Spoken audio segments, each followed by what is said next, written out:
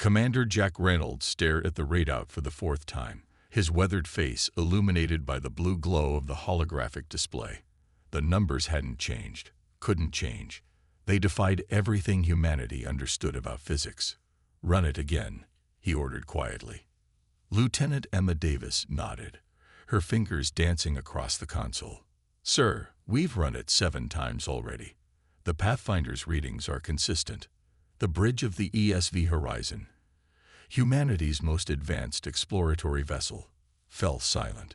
50 years since humanity had joined the Galactic Conclave, a coalition of 17 spacefaring species that had governed known space for millennia. 50 years of being told what humanity couldn't do, where they couldn't go, what technology they couldn't develop. The boundary is absolute, the Conclave representatives had explained. No species has ever successfully traversed the galactic limit. It is a law of physics, not a challenge to be overcome. Jack had never believed it. Humanity's brief history in space had been defined by shattering supposed impossibilities. The Pathfinder probe has definitely crossed the limit, Technical Officer Ben Miller confirmed, amazement in his voice. And it's still transmitting. According to everything the Conclave told us, that should be impossible.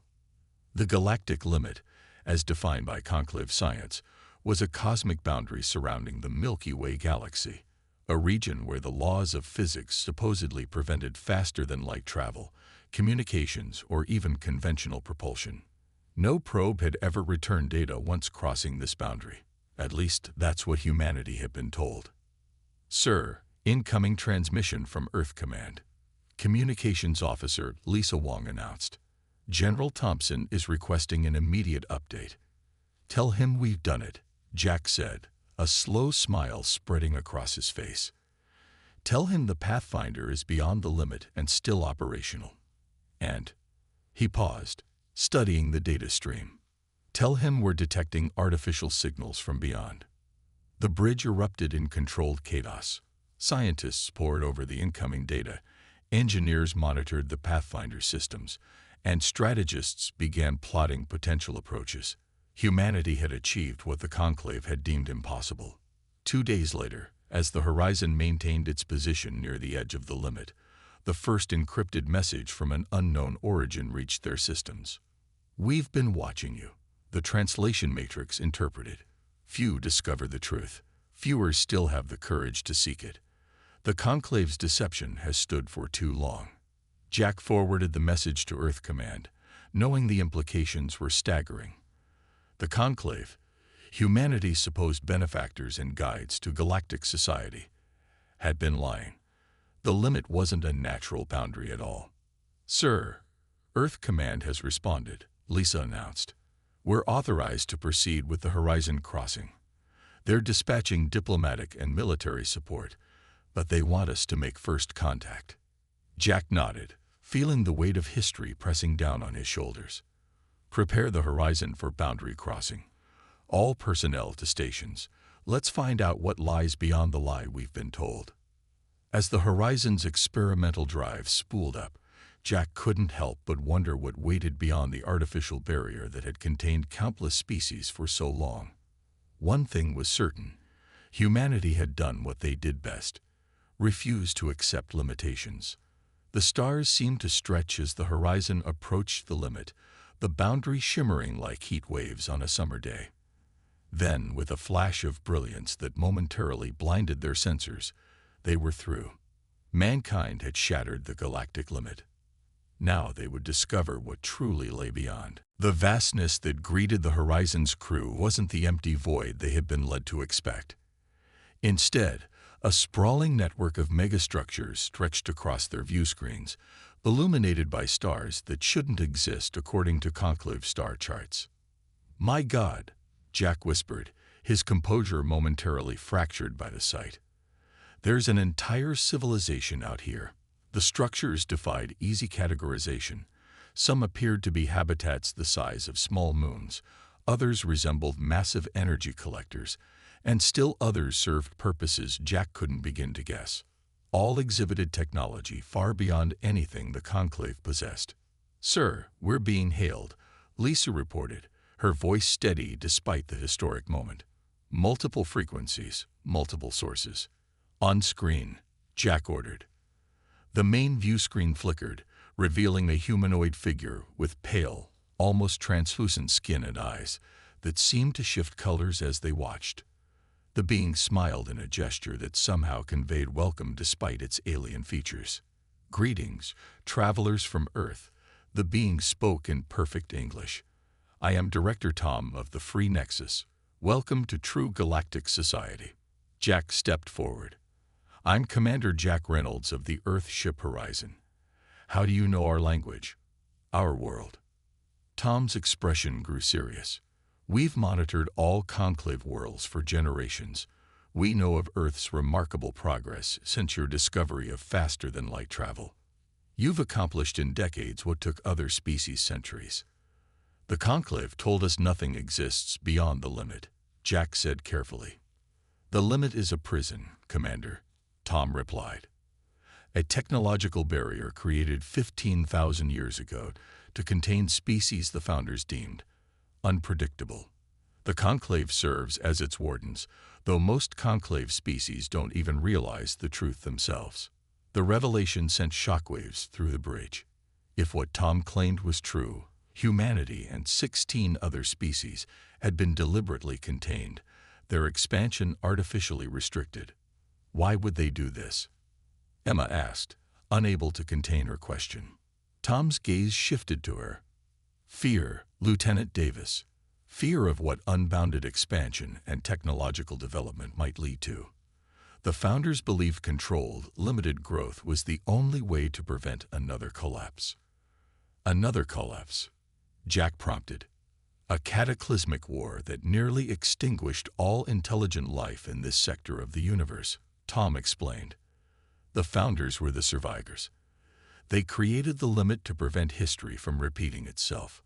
As Tom spoke, data began streaming to the Horizon's computers. Historical records, technological specifications, star charts of regions no Conclave species had ever seen. "The Free Nexus consists of species who, like you, found ways to breach the limit," Tom continued. "Some escaped centuries ago. Others are recent arrivals. We've built a society based on freedom and shared knowledge, without the artificial constraints the Conclave imposes." "And the Conclave has never tried to stop you?" Jack asked, skeptical. Tom's expression darkened. "They have tried. Many times. Each attempt has been repelled, and with each failure, they strengthen the narrative that the limit is impassable. But they know the barrier weakens with each passing millennium. Your breakthrough isn't the first, but it may be the most significant." "Why us?" Jack asked the question that hung in the air. "Humanity possesses a unique combination of traits the Founders feared most: rapid technological adaptation, remarkable creativity, and uncommon persistence. You refuse to accept the limit as absolute. Few species have that particular blend of characteristics." Jack exchanged glances with his senior officers. The implications were clear. Humanity's breakthrough could change the balance of power that had existed for thousands of years. "Commander," Tom said, his voice solemn, "the Conclave will know of your crossing by now. They will act to contain this breach, to recover your ship, and to strengthen the limit. You have a choice to make. Return with what you've learned and face their response, or continue forward and join the Free Nexus." It wasn't really a choice at all. Earth needed to know the truth. "We'll return," Jack decided. "Our people need to prepare." Tom nodded, unsurprised. "Then we haven't much time. Let me show you what you'll need to protect your world from what's coming." The return journey through the limit was far more harrowing than the initial crossing. The Horizon shuddered violently as energy fields tried to disrupt their systems, exactly as Tom had warned. Without the countermeasures the Free Nexus had provided, they would have been stranded or destroyed. Emerging from the limit in 5 seconds, Ben announced, his voice tight with concentration. As the ship burst back into familiar space, alarms blared across the bridge. 3 Conclave vessels waited in formation, their weapons systems active and targeting locks engaged. Conclave vessels are hailing us, Lisa reported. Put them through, Jack ordered, straightening his uniform. The stern face of High Overseer Marcus appeared on screen. Though human in appearance, Marcus represented the Conclave's governing council, not Earth's interests. Commander Reynolds, Marcus stated coldly, "You have violated Conclave Directive S7 by approaching and attempting to cross the galactic limit. Your ship and crew are to be quarantined immediately. Prepare for boarding." Jack maintained his composure. "With respect, Overseer, we were conducting authorized scientific research in international space. We have violated no treaties Earth has signed. The limit is not subject to debate or exploration," Marcus snapped. "It is absolute. Your instruments clearly malfunctioned, creating false readings that have agitated your crew. Medical evaluation is required." The Overseer's dismissive tone confirmed everything Tom had told them. The Conclave would deny, discredit, and, if necessary, disappear anyone who discovered the truth. "Overseer, we have successfully crossed the limit," Jack stated firmly. "We have made contact with the civilization beyond and returned with proof of the Conclave's deception. Earth Command has this information already." Marcus's expression flickered momentarily before his practiced diplomatic mask returned. "These delusions are precisely why quarantine protocols exist, Commander. Cosmic radiation near the limit causes hallucinations and paranoia. Your crew requires treatment." Jack smiled thinly. "The Free Nexus sends their regards, Overseer." The mention of the Free Nexus visibly shook Marcus. His composure cracked completely, revealing genuine alarm.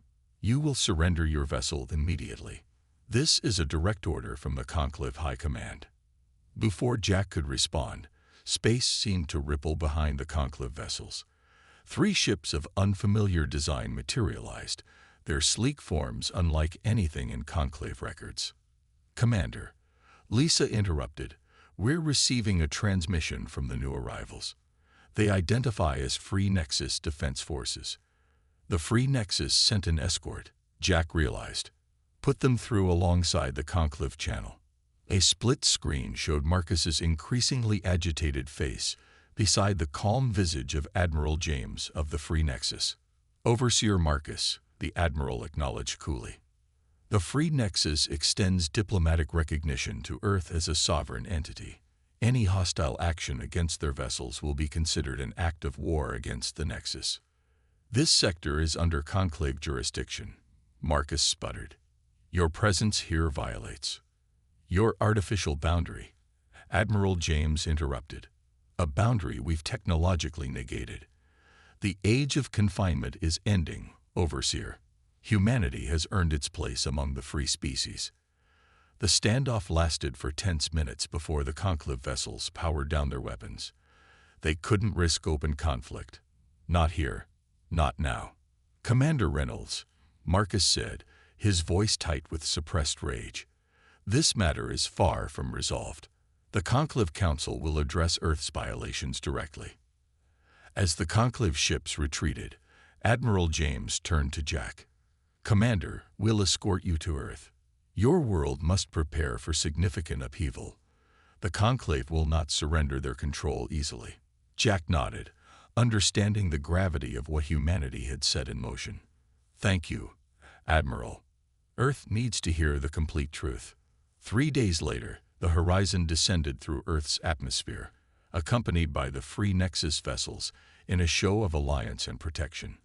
Below them, the lights of major cities gleamed against the darkness. Those cities, those people, had no idea how drastically their understanding of the universe was about to change. "All hands," Jack announced shipwide. "Prepare for arrival. History starts today." The planetary summit convened in Geneva was unlike any gathering in human history. Representatives from every nation sat alongside delegates from the Free Nexus, while Conclave representatives had been conspicuously uninvited. Jack stood at the podium, the weight of revelation heavy on his shoulders as he addressed the assembled leaders. "The evidence is conclusive," he stated, his voice carrying through the hushed chamber. "The galactic limit is an artificial construct designed to contain developing species. The Conclave has systematically deceived not just humanity, but 16 other species across our galaxy. Behind him, holographic displays showed the extensive data collected during their expedition and provided by the Free Nexus. Historical records, technological specifications, and most damning of all, internal Conclave communications discussing the containment strategy for humanity. For 50 years, we've been denied access to technologies the Conclave deemed destabilizing. Jack continued. We now know these restrictions were never about protecting developing species, but about preventing us from discovering the means to breach the limit. UN Secretary General Robert Wilson rose from his seat. Commander Reynolds, the implications of your report are staggering. If true, the Conclave has violated every principle of our alliance. However, we must consider the possibility that this Free Nexus has motivations of their own. Director Tom stepped forward at this point. Secretary General, the Free Nexus understands your caution. We offer unrestricted access to our worlds, our technology, and our historical archives. Unlike the Conclave, we hide nothing. Judge us by what you discover, not by fears instilled by your jailers. The summit erupted in debate. Some leaders called for immediate severing of ties with the Conclave, while others urged caution, fearing military reprisal. The deadlock broke when Admiral James activated a holographic display at the center of the chamber. This is happening at this moment, he announced grimly. The display showed a massive Conclave fleet assembling near the edge of the solar system, far more ships than the Conclave had ever acknowledged possessing. They come not to negotiate, Admiral James stated, but to reassert control, to eliminate the knowledge of what lies beyond the limit. The revelation galvanized the summit. Within hours, Earth's nations had united behind an emergency declaration. Humanity would stand with the Free Nexus against Conclave aggression. What followed was the most rapid technological transformation in human history. Free Nexus engineers worked alongside Earth's scientists to implement defensive systems that could repel the coming Conclave fleet. Knowledge prohibited for millennia flowed freely. Quantum manipulation, gravity control, energy generation orders of magnitude beyond anything the Conclave had permitted. Jack found himself appointed as the military liaison between Earth's unified defense forces and the Free Nexus fleet. As he coordinated the planetary defense strategy, he received word that other species within the Conclave's containment zone had also been contacted by the Free Nexus. Rebellions against Conclave authority were spreading across multiple worlds. 28 days after the Horizon's return, the Conclave fleet arrived in force. Over 300 warships took position beyond Mars' orbit, a show of overwhelming power meant to intimidate Earth into submission. High Overseer Marcus appeared on worldwide broadcasts, his message simple: return to Conclave governance or face pacification. Earth had 6 hours to decide. The response came not from Earth's leaders, but from the combined defense fleet that rose to meet the Conclave Armada. Earth vessels retrofitted with Free Nexus technology, alongside sleek Nexus warships. Commander Reynolds led the front formation, the Horizon upgraded beyond recognition. Overseer Marcus, Jack transmitted on all frequencies. Humanity rejects confinement. We reject deception. We choose freedom and alliance with the Free Nexus. As the Conclave fleet moved to firing positions, Jack gave the order that would change the course of galactic history. All ships, activate Nexus shields and prepare to engage. Today we fight not just for Earth, but for all imprisoned species. The battle for humanity's future had begun. The void between Earth and Mars erupted in brilliant flashes as the Conclave fleet opened fire. Their weapons, technology they had always claimed represented the pinnacle of possible advancement, slammed against the Free Nexus shield systems protecting Earth's vessels. Shields holding at 92%. Ben reported from his station aboard the Horizon. Jack nodded, watching as the combined Earth-Nexus fleet maintained formation. Hold fire, he ordered across the fleet channel. Let them exhaust their initial barrage. The strategy was deliberate. Every moment the Conclave ships fired ineffectively against their defenses was a moment broadcast across subspace to every contained species in the galaxy. The myth of Conclave technological superiority was being shattered in real time. High Overseer Marcus appeared on the command channel, his composure visibly cracking. "This rebellion ends now, Commander. The technologies you've been given are unstable, dangerous. They are why the limit exists." "The limit exists to maintain your power," Jack replied calmly. "And that power ends today. All ships, execute Maneuver Prometheus." The Earth Nexus fleet split into precise formations, executing movements that would have been impossible with conventional propulsion. They flowed around the Conclave vessels like water around stones, targeting key systems with surgical precision. "Disable, don't destroy," Jack reminded his commanders. "Every Conclave crew member is as much a victim of deception as we were." The battle unfolded across the solar system as the Conclave's apparent numerical advantage proved meaningless against superior technology and tactics. Their ships, designed to intimidate rather than fight equals, found themselves outmaneuvered at every turn. As the conflict reached its second hour, something unexpected happened. 3 Conclave vessels broke formation, powering down their weapons systems. "Sir," Lisa called out, "we're receiving transmissions from those ships. They're surrendering." "Put them through," Jack ordered. The face that appeared wasn't the stern visage of a Conclave commander, but a nervous-looking officer from one of the supposedly contained species. "This is Sub-Commander Eric of the Conclave Vessel Judgment," he stated, his voice unsteady. We've been monitoring the Free Nexus broadcasts. Is it true? Is the limit artificial?" "It is," Jack confirmed. "And we can prove it to you." What followed was a cascade effect. As more Conclave ships received proof of the deception, historical records, technical specifications of the limit, evidence of civilizations thriving beyond, more vessels stood down. Many were crewed primarily by members of the contained species who had been kept ignorant of the true nature of the Conclave hierarchy. Within 4 hours, over 60% of the Conclave fleet had surrendered or withdrawn. The remaining ships, commanded by officers from senior Conclave worlds who knew the truth, found themselves increasingly isolated. High Overseer Marcus made one final transmission before his flagship engaged emergency FTL protocols and fled the system. "You don't understand what you've done," he warned, genuine fear in his eyes. "There are reasons the Founders created the limit. Some boundaries shouldn't be crossed." As the solar system fell quiet, the immediate threat neutralized, Jack turned to Director Tom, who had observed the battle from the Horizon's bridge. "What did he mean?" Jack asked. "What don't we understand?" Tom's expression grew solemn. "The Founders' fear wasn't entirely without basis, Commander. The collapse that nearly destroyed galactic civilization was catastrophic, but their solution, imprisonment of entire species, was equally wrong." "Is there something you haven't told us?" Jack pressed.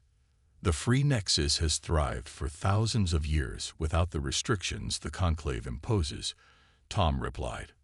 "But yes, there are greater challenges beyond even our frontier.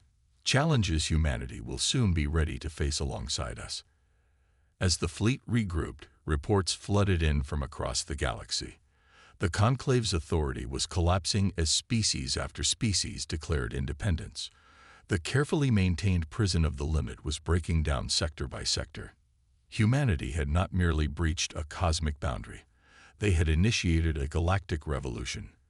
Whatever lay beyond, whatever had so terrified the ancient Founders, would soon be confronted not by isolated, restricted civilizations, but by a united front of free species. "Prepare a delegation," Jack told his officers. "Earth needs representatives in the new galactic order that's forming." The age of confinement was over. The age of exploration had truly begun. 3 years after the Battle of Mars, as historians now called it, the galaxy had transformed beyond recognition. The Conclave's authority had collapsed, its member worlds dividing between those who embraced alliance with the Free Nexus and those who retreated to core conclave strongholds. Jack, now Admiral Reynolds, stood on the observation deck of the New Horizon, a vessel that represented the pinnacle of collaborative engineering between Earth and their Free Nexus allies. Below them, a massive construction project was underway in Earth orbit. The Sol Gateway, humanity's first direct connection to the interstellar network that the Free Nexus had maintained beyond the limit. "Impressive progress," remarked Director Tom, who had become Earth's primary liaison to the Nexus Council. "6 months ahead of schedule. Your species continues to surprise us." Jack nodded, pride evident in his expression. Humanity does well when given room to innovate. The technological renaissance these past years has solved problems we've struggled with for centuries: clean energy, resource scarcity, even many diseases. And your military capabilities have expanded similarly, Tom noted, his tone carefully neutral. "A necessary precaution," Jack replied. "The Conclave remnant hasn't accepted their new reality.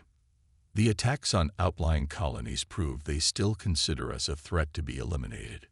The conversation was interrupted by Emma, now Captain Davis, commanding her own exploration vessel. "Admiral, Director, we've received an urgent communication from the Nexus Deep Space Monitoring Station in Sector 42. They're requesting your immediate presence."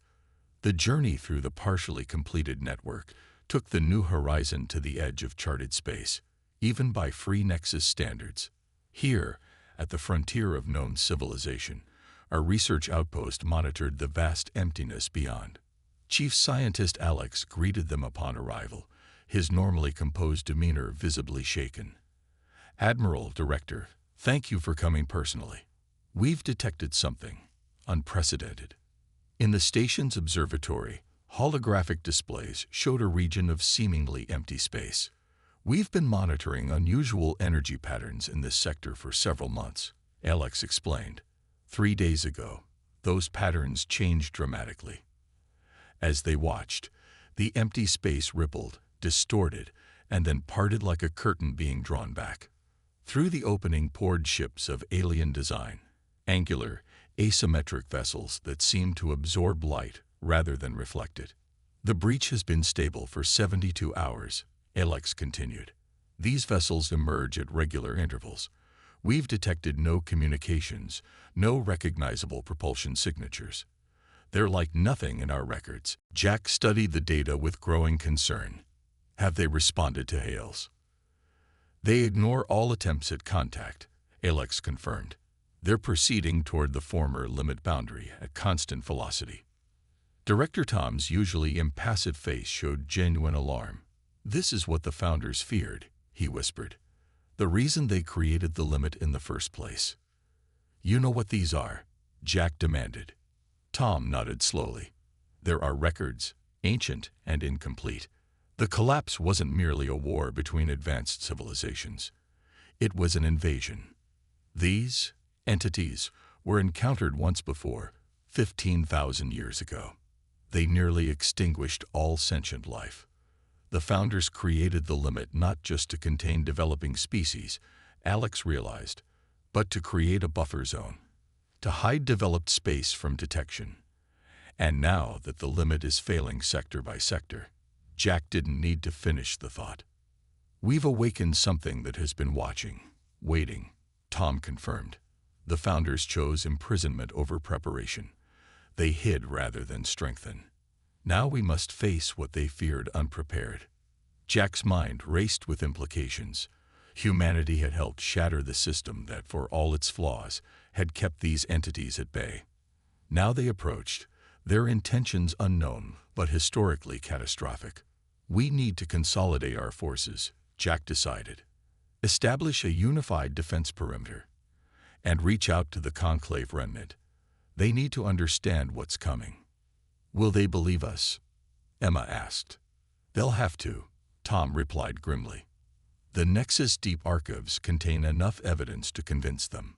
The question is whether ancient enemies can become allies quickly enough." As they debated strategy, the mysterious ships continued their inexorable advance. Whatever lay beyond the former limit wasn't just a new frontier or undiscovered civilization.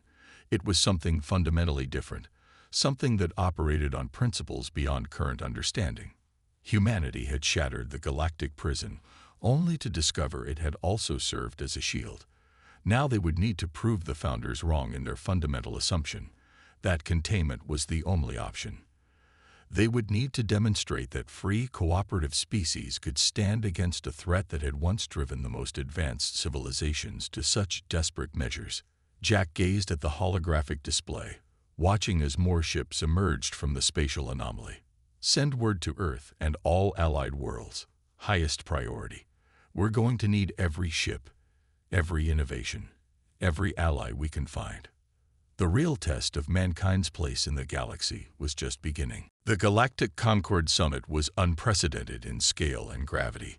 Held aboard the massive neutral station orbiting the former limit boundary, it brought together representatives from all known spacefaring civilizations, free Nexus worlds, former Conclave members, even the reclusive founders whose ancestral fear had shaped galactic development for millennia.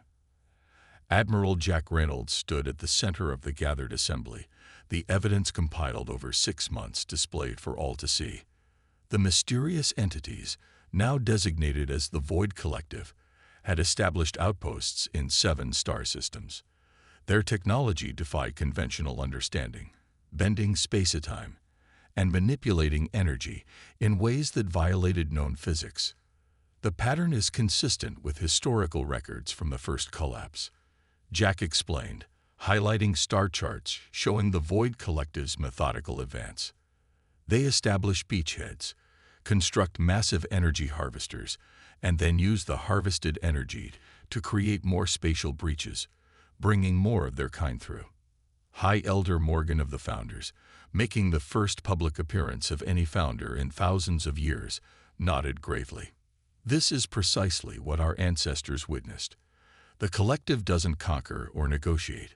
They consume. Entire star systems are drained of energy, rendered lifeless and dark. The limit was your solution, Emma stated, not bothering to hide her accusation. Hiding developed civilizations while leaving developing worlds vulnerable if discovered. It was imperfect, Morgan acknowledged, but it preserved galactic civilization for 15 millennia. At the cost of freedom and progress, Director Tom countered. And ultimately, it was unsustainable. The energy requirements to maintain the limit grew as contained civilizations advanced. Its collapse was inevitable. Jack raised his hand, silencing the brewing argument. What's done is done. The limit is failing. The Void Collective has returned. Our focus must be on survival and resistance, not recrimination. The summit deliberated for days, ancient enemies setting aside millennial grudges in the face of existential threat. The founders shared technologies they had hoarded. The Free Nexus contributed strategies developed beyond the limit, and the former Conclave worlds offered their vast industrial capacity. Humanity, the catalyst that had brought them all together, proposed the framework that would become the Galactic Defense Accord, a unified response to the Void Collective based not on hiding or containment, but on active defense and technological innovation. The founders' approach failed because it was static, Jack argued. A boundary, no matter how powerful, will eventually be breached. Our advantage is adaptation, cooperation, diversity of approach. The very things the limit suppressed are now our greatest strengths. The accord was ratified unanimously, establishing humanity as the mediating force between factions that had never cooperated. Research teams composed of scientists from dozens of species worked tirelessly to understand Void technology. Military fleets integrated their tactics and capabilities. For the first time, galactic civilization stood truly united. 6 months later, at the defense perimeter established around the Arcturus system, Jack watched as the combined fleet prepared to engage the largest Void Collective force yet detected.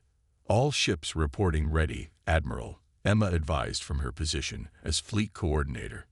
Jack nodded, studying the tactical display showing over 2,000 Allied vessels, arranged in dynamic formation patterns that would have been impossible under the old paradigm of isolated development. The Void vessels have never encountered unified resistance, Jack reminded the fleet commanders. Their historical success relied on isolating and overwhelming individual civilizations. Today they face the combined innovation of every spacefaring species. As the Void ships emerged from subspace, their dark forms distorting the starfield, Jack gave the order. All ships, execute Harmony Protocol.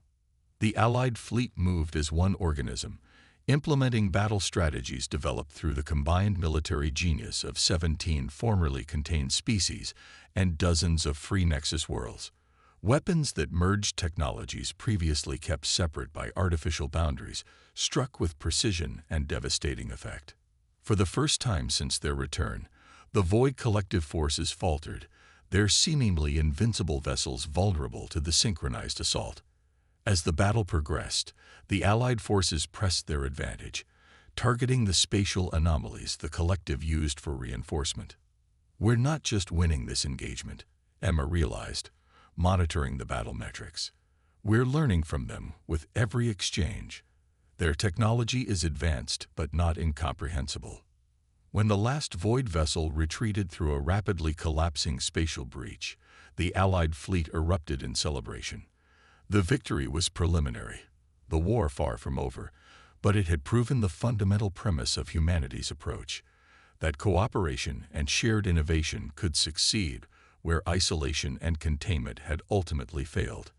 In the aftermath, as repair crews worked to restore damaged vessels and scientists analyzed captured Void technology, Jack stood again on the observation deck of the New Horizon. Earth glowed blue and beautiful on the main view screen, a reminder of what they fought to preserve. Director Tom joined him, his expression thoughtful. "You know, the founders weren't entirely wrong about humanity." "How so?" Jack asked.